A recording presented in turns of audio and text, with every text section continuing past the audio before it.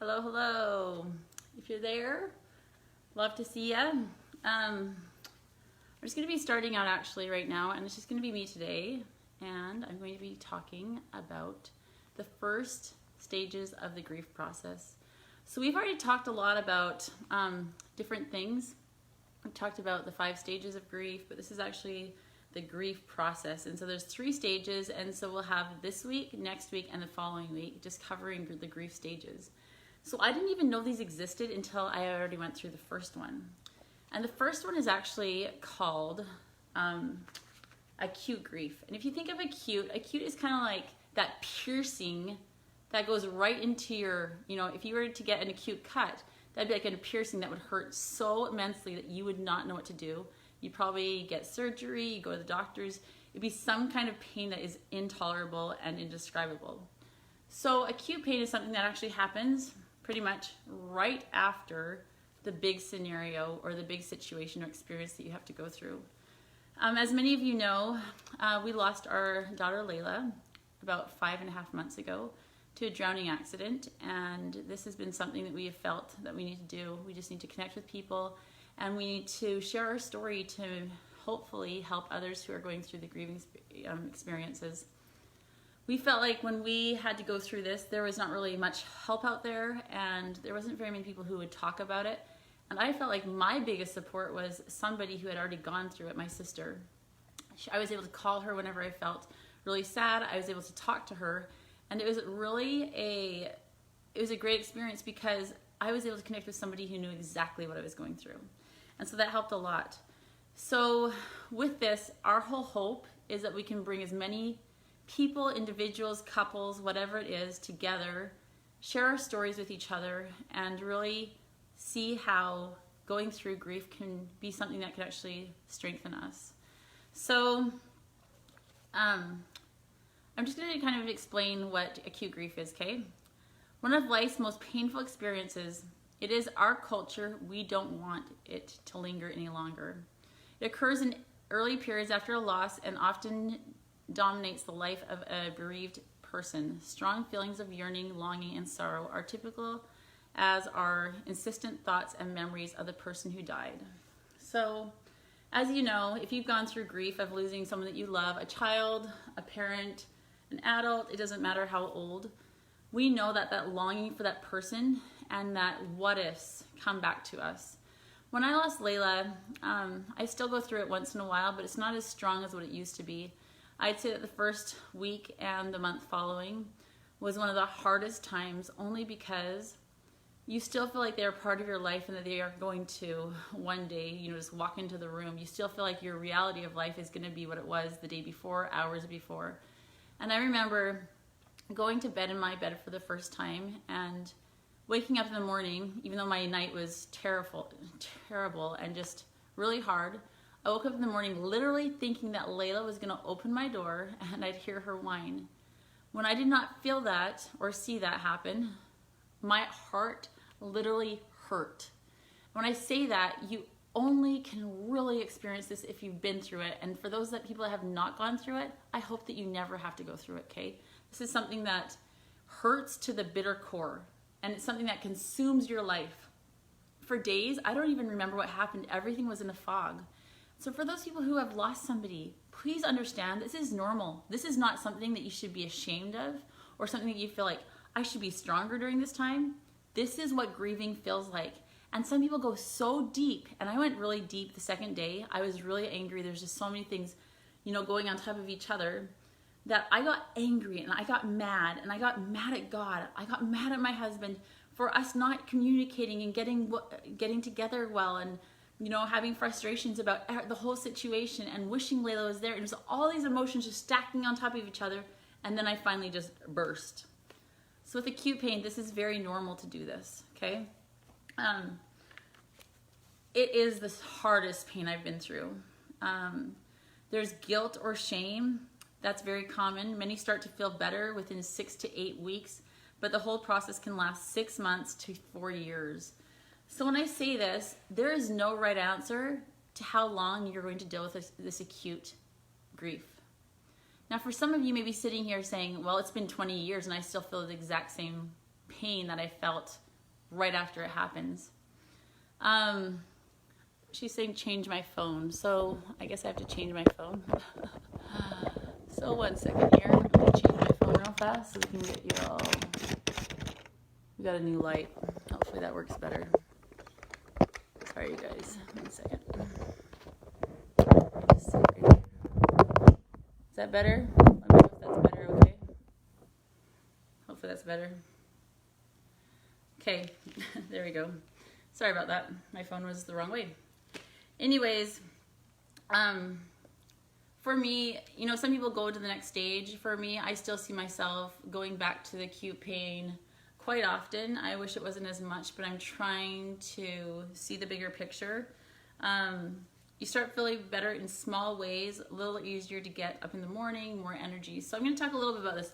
When this first happened, oh my goodness, to get up in the morning was hard because you think that your little one would be with you, but then you realize that your little one would not be with you, and it almost gave you that sense of like, what's the point of getting up? And I really did go through that thing of what's the point of living on? And I know that we don't want to feel that way, and I felt like I did pretty good, but you literally feel like, I don't want to move, I don't want to go, and I don't want to have to do what I normally do. And since we had so much support and love and people taking care of our children and taking care of the house, I didn't have to get up and perform as a mother right after it happened. And I'll tell you what, there's many of people who ask, what can I do for somebody who just lost somebody? The biggest support that I can tell you that would help anybody is to be there to support them physically. So letting them grieve, let them be in their room if that's where they need to be. Let them be wherever they need to be and not feel like they have the same responsibilities in work, with the children, at home, cleaning, all that stuff. When that was taken care of, I felt like I grieved in a more positive way. Meaning, it wasn't positive, but it may have looked positive. So when I say this, in the room, I was crying and weeping and praying and, you know, able to express all these negative feelings and sadness that consumed me. It was literally consuming, okay? And when I say consuming, it's the thoughts that go on within your mind. Nothing else matters. And so for those people who think, they've asked me, I wish that I wouldn't think about it all the time, but it's 24/7. And I said, that is so normal. You love that child or that person so much that that's why it's consuming, because now they are no longer with you. And so know that that is a normal feeling to have. And I was told, this was some of the best advice I received, because for a while I prayed that this sting and this hurt would go away. But I'll tell you, as I've been able to go through this process, as I've been able to like see just how it's not getting easier, but it's getting more, like I'm able to cope with it better. I literally feel like I don't want that sting and that pain to go away, because once that sting and pain goes away, I almost feel like, what if I don't remember her how I used to? What if I don't remember all the memories we had? What if I don't feel that sadness that she's gone? And I do yearn for that, because I don't want to ever forget her. But some people may like that that's away, and that's okay. That's just the way that I feel. I feel like I always want to remember her, and therefore there's going to be some sting that will always stay with me, probably the rest of my life. And that's okay. When someone experiences a loss, we are most likely going to experience acute pain response to that loss, physical or psychological. Some people may need physical help, psychological help, and that's totally okay. I think that in the world now, it's a lot more common to get, you know, therapists and counseling. And as I've talked to so many people, people have said how helpful it's been. Then there's been other people who have had negative experiences. But I think when you've lost a tragic, like had trauma like this, people have always told me, go for, you know, the rapid eye movement therapy, or go for somebody who deals with trauma. Just don't go to a normal therapist, because they'll just keep on replaying what happened instead of getting to what can help you continue on. And so I think that was a lot of advice. And even though we haven't got counseling yet, I really feel like we will get counseling when I find the right therapist. And people have even told me, I was just reading something today that said, even though I went in for one session, it did wonders for me and my husband. And for any couple, I always think, how much better would it be to have a third person in there and be able to be your mentor or your helper to get all your feelings out when maybe you can't say it to one another. So I really do feel like there's a lot of help. If that's something that you are searching for, continue to search for the help that you need. And never ever feel bad about going to a therapist. I think that is something that is really wise to do, actually. If you feel like that is something that you need to do, or your children, go get therapy help. Go get something that will help you, because I've heard that it helps in the long run. Instead of years and years later, some people go 10 years later and they should have got it right when it happened. Get it now if you are feeling like you need the therapist, okay? Because they can really help you, and they can help you realize things that maybe your mind is not processing at that time. You have guilt feelings. The survivor reviews behaviors before the death for evidence of negligence and failure. And I will tell you that even though right now I don't blame myself for the drowning of my child, there was guilt feelings. There was feelings, I'm not going to cry today because I've already had my cry session, but there was guilt feelings that came to me because I was the person that was out there. Why didn't I see her? Why didn't I see the door open? Why didn't I see everything that was visible to me when I was sitting there and not doing anything but just watching the children? I had guilt feelings for a while, and then it came to a point that I felt like I was the failure. I thought that people wouldn't trust me with their own children, and that kicked me to the literal core. Because if anyone knows me, children are they are everything to me. I love babies. I love children. I was a school teacher. I love teaching. That was what I was meant to do. I was meant to have a big family. And to this day, when I see little babies, all I want to do is just hug them and snuggle them and kiss them. And I feel like I'm empty. I don't have anyone to hold. And since my next oldest is 5 years old, he's very independent. And so for myself, I find myself just reaching for those little ones. And so please know that that is a normal feeling to have, and that's actually something that's good. And for a time, I had friends say, I don't even know if I should bring my baby by. And I think that they felt almost like I would be resentful, or I would be angry that I didn't have my Layla with me. But I'm telling you to this day that that is the biggest theory for Josh and I, is to have little babies around us and to coddle them and love them. And when I had a friend tell me that they would never for a question ask if I could take care of their children, that humbled my heart, because us as mothers, we do play that guilt.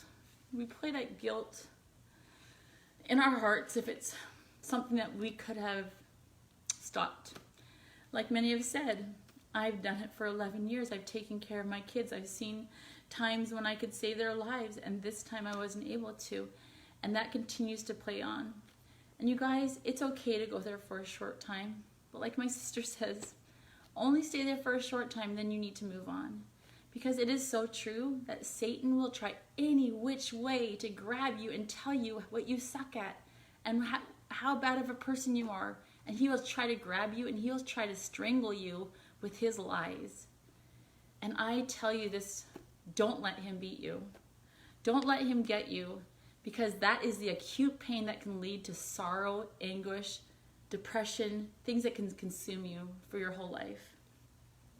So I always say I choose on most days, or I try to choose the road less taken. And I only say that just because it is easier to go into that misery, depression, and hatred and anger than it is to wake up every day and say, I'm going to make this day good. I'm going to find something good about this. I'm going to live on even if I don't have them. And so it does become an emotional feelings. We have emotional distancing in relationships with others, accompanied by erotic responses of hospitality and anger. So I went through that one day. There's other people who go through that for long periods of time and get very angry at everything happening around them. And I can tell you, for a time, I was more angry with my children. I got frustrated faster. I wasn't as soft and tender. And even after Layla passed away, I promised myself I'd be a kinder, more loving mom. And I've been praying to be that mom, to be that person who can be strong for my children, because I have them still. And I know there's some of you who have lost a lot more than I have, who have lost your spouse and all your children. And my heart breaks for you. My heart pleads for you. And I know that there is hope at the end of this journey. But it is a very emotional thing to go through, this acute pain. It hurts at every whit. It's like a sword going through you and keeping on like stabbing you. That's what it feels like at times. We have emotions and we act out in behaviors that we've never acted out before. We may feel disoriented behaviors such as restfulness, insomnia, and an inability to concentrate or to initiate and maintain normal daily activities. And I'll tell you this, I had insomnia for a while. I've never struggled ever before. I never struggled with sleeping. I was able to lay down, go to sleep because I was so tired, right? And so ever since Layla's death, I've struggled to sleep and I've never been able to have a good sleep. Hence the bags under my eyes. But that's okay, okay? What I've learned though is during these times of not being able to sleep, I'm able to write in my journal, I'm able to read, I'm able to pray a lot. I pray tons to God when I'm just laying there. And I pray that I can have strength to know what to do. As a mother, as a woman, as someone that has 4 little children still watching me. And like this guy said, you're not a bad mom. And I don't think I'm a bad mom, but when you're going through that acute pain, sometimes you do go through blaming yourself. And I don't blame myself anymore. I know that God has better plans for me. But all of these feelings of the acute pain, they allow you to do things that your body has never felt with, and therefore your immune system goes down. And I have felt too that in these last 5 months, my immune system has been down. I've never gotten sick. I had one day that I felt like I was sick, but I got over it the next day.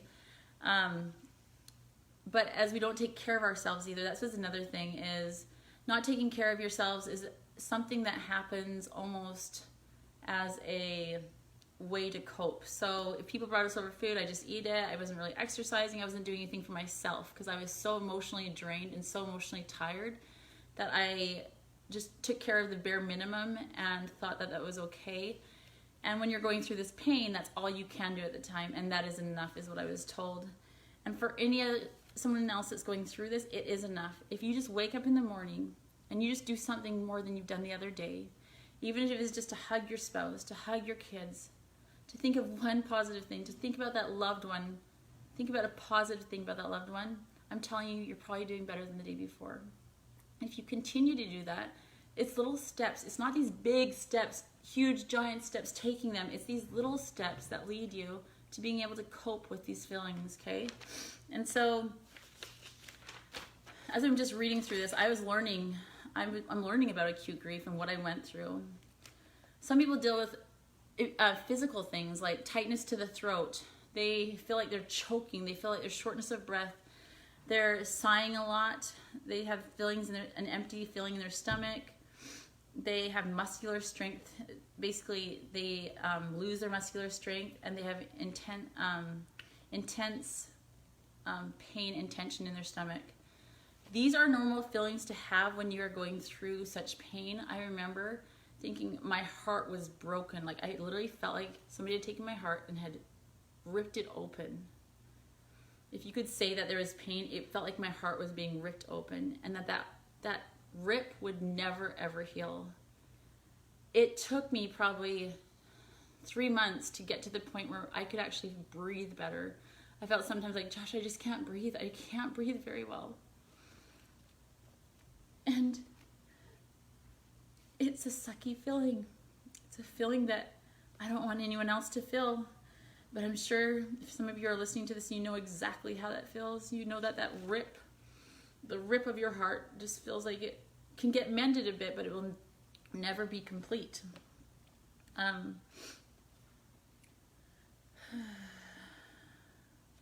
For some of you, these feelings may be delayed for a bit. So if you have a lost one, you may go through a numbing stage where we talked about this as the cortisol drug that basically is in us, and it allows us to get numb after so much crying and immense feelings.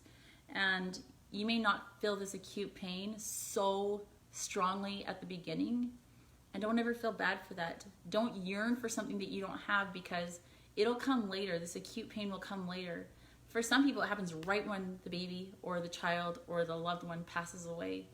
And for others, it lingers on. It can linger on for like a week after the funeral, after everything like that, because they are in so much shock. And so They can be delayed, it may be exaggerated, or apparently absent. So you may never feel these feelings until years later too. You may appear disoriented, like when you're thinking of what really happened or the life that you kind of live, they may be disoriented pictures in your mind, which I can tell you, before it happened, you know, you think, I had an awesome day, we had a great day at the pool, it was a perfect day. And we had a dear friend show us the whole footage of that day of Layla's passing because it was all videotaped up to the time that Layla did pass. But we had an incredibly amazing day, and I was able to take each instance where I cuddled that little baby and I taught her how to swim and I taught her how to jump off, and she was so excited and she had this emotion of joy and happiness, and she just kept on reaching for me the whole entire day. I was able to take that and take it as a gift that I was able to have that day. And so we have that video to watch whenever we want to, and whenever I want to feel a little extra love, I do watch videos of Layla because she does bring me those videos. Patients soon learn that these waves of discomfort can be precipitated by visits, by mentoring the deceased, and by receiving sympathy. So these immense feelings are hard. How do we move on after or during acute grief? That is the question. Everything I lift feels so heavy. The slightest effort makes me feel exhausted. And this is exactly how it felt. I now can wake up and everything doesn't feel heavy, but the loss of Layla is sad that I cannot bring her up and I cannot see everything. Right now she'd be talking to me, she'd be what ifs, like this could have been my life right now with her. But time does give us, I don't think time heals, I think that time actually allows us to learn coping, that allows us to, it not to be so strong and harsh. I love this. I'm reading this book. I don't know if you guys have seen this book before, but it's called Seven Lessons from Heaven. And it's about this lady who actually drowned in a kayaking accident. She drowned for 30 minutes and she returned to heaven, and she talks about her near-death experience. But with it, there's disbelief, yearning, sorrow, intense emotion, insistent thought, sense of insecurity, and so on. Now she says this: if you find yourself passed down by a heavy burden or remorse and regret, I certainly understand. Whenever I feel all tangled up in this kind of angst, I return to the amazing grace I felt in Jesus' presence during my life review. And I reach again and again for the promise he repeatedly showed me that God's plan for each person and for the world are plans of hope. God's spiritual offer invites us to put down what we did or didn't do and open our arms to receive his extravagant grace and unfailing love. Forgiveness is not just a platitude, and God's grace covers it all. I have found in my life and the lives of so many others who are hunting that when we embrace God's heart towards us, we discover what we need to live with the burdens we bear. Only then can we discover the strength to make the most of whatever time we are given. And then she goes on saying, day after day, rest in God's heart. No matter what unfolds, know that you are welcome there. You are fully embraced by grace. You are cradled in the place where healing begins. You guys, we are meant to have joy, even though we've lost one of our greatest joys. We have 5 greatest joys. Those are our children. We still have 4 of them living here. And my whole thing is I do not want to lose my children. I want them to know how loved they were. I want to love them like I love Layla, because I love them all just the same. They are all so dear to me. We are meant to have joy. We may not always have happiness, but we have joy. Happiness, the opposite of sadness, is an emotion arising from circumstances. As circumstances change, so do our emotions. I might feel happy when the sun is shining. I have been exercising. My family is healthy. I talk with a close friend, or I have no financial anxiety, and I may feel unhappy when I'm worried about something at work. Someone hurts my feelings, my computer crashes, or I get a speeding ticket. But joy is a contrast. In contrast, is a state of being that is unshaken by trials or circumstances. It is based on the trust that God means what he says and that his promises are true. For people of faith, joy springs from an internal experience of an external, higher reality upon which we lock our gaze. Many of you know I'm very religious. I've always been religious, but I had to come to know God, and after this trial, I learned about God's love in a complete different way. I questioned things, I searched for things, I studied things. And I'm here to tell you that after so much study, so much being very humbled by God, coming to him with a plea that only he could fill, and being so broken down, and not knowing if he'd be proud of me, not knowing if I was enough, I'm here to tell you that God loves every single one of us. I'm reminded that even if we have chosen wrong avenues, even if we have not chosen the right life, God still loves us. He still knocks at our door wanting us to come back. And I know that we can get through this acute grief and all the stages that come after this if we do one thing, if we trust in God. Even though some of your testimonies will be broken and shattered of the truth of God, I can tell you that if you allow yourselves to go down that road for a long, long time, you will be so disoriented and away from God that you will have no belief or purpose to live on. And that is why so many people get lost, because they think about themselves and the pain that they are dealing with, and they do not see the bigger picture of the plan that God has. I know without a doubt, I will be with my Layla again. I will get to cuddle her. I will get to love her. We will be an eternal family, but it is how I live. I'm here pleading with those people who are hurting so badly. Just try to gain a relationship with your Father in heaven.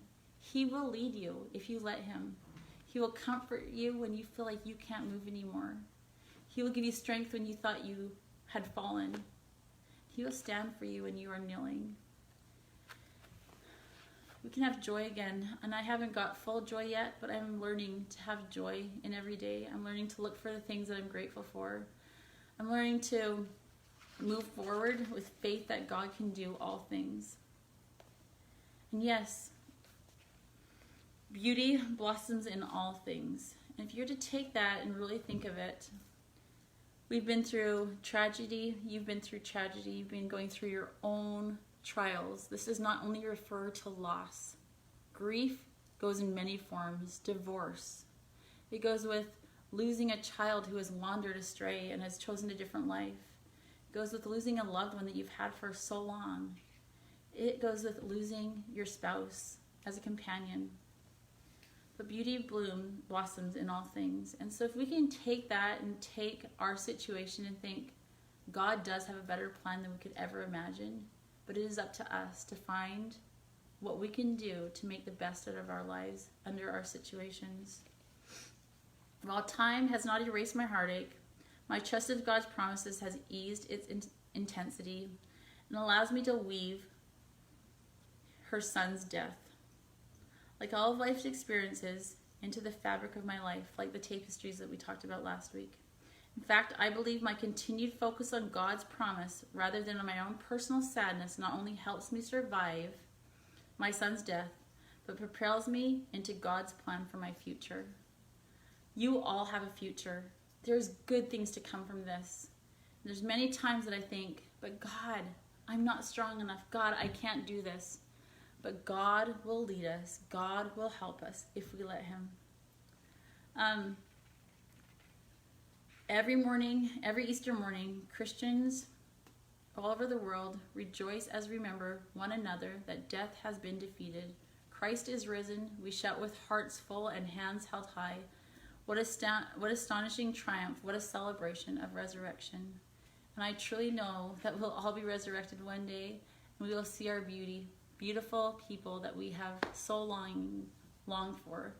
And I just hope that today has helped somebody see that they have purpose on this earth, that you can get through this acute pain, that this is for a small amount of time, that you can move on, not without your child will always be a part of you, but you can move on with a true belief that you will be with your baby your mother, your father again. Because do you know what? There's nothing better in this world than your eternal families, and I truly believe this. And I hope that this acute pain will not consume you, but will make you realize that acute pain is real. It hurts to the bitter core, but it is our choices and our every teeny little step that allows us to get to the next grief and to get eventually to just incorporating every day and living on in the best way that we can. I love you all, and I appreciate you all for just joining our journey and for your love that you send us. And I hope that if any of you feel like you need to connect with me, you feel free to connect and we can go through this together. We love connecting with other mothers, other fathers who go through this pain, and we can do it together through support and love. And just remember, God loves you, we love you, and you're not alone on this grief journey. Okay, next week we'll be on the next one, Complicated Grief. This is going to be a fun one. This will be by Elizabeth and Austin Crapo on their page. Thanks so much for joining, and I hope that you guys have a wonderful week. Bye-bye.